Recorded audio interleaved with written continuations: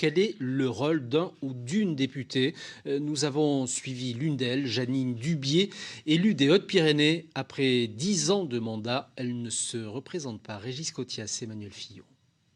Il faut que tu me laisses le délai. Elle est députée, mais c'est un agenda de ministre qu'organise Jeannine Dubié avec son assistante parlementaire. Ok, d'accord.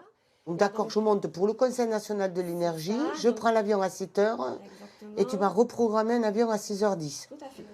En milieu de semaine, l'élu est à Paris pour les travaux à l'Assemblée. Le reste du temps, week-end compris, est consacré à une foule de rendez-vous dans sa circonscription. Des journées bien remplies, un peu trop même. En plus, il faut gérer l'impondérable, le truc qui tombe dessus et qu'il faut quand même caser. Mais je ne regarde plus l'agenda sur un mois parce que sinon, je serais désespérée. Après 2 mandats à l'Assemblée, Jeannine Dubié en maîtrise les rouages. Elle connaît aussi les limites de sa fonction.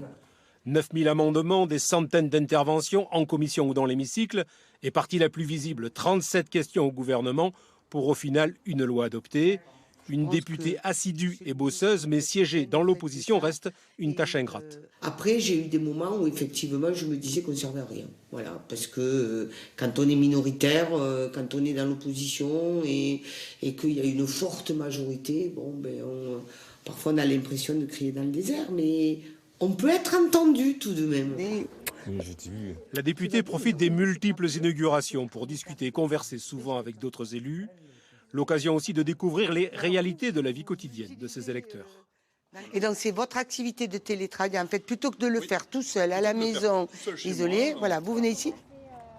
Jeannine Dubié s'adapte à toutes les situations et hop, c'est parti pour l'inauguration d'un site industriel transformé en tiers-lieu. Donc en tout, il y a une dizaine de bâtiments.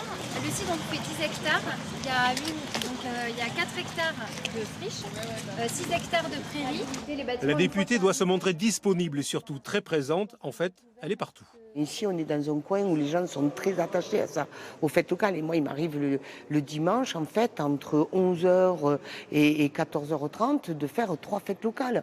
De rester un quart d'heure, après de reprendre la voiture, de faire 15 km pour aller ailleurs.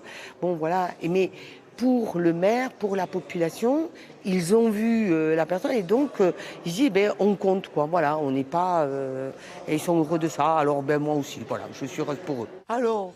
Mais avant de tirer sa révérence, Jeannine Dubié bat aussi la campagne électorale pour accompagner un successeur désigné mais peu connu, son ultime bataille.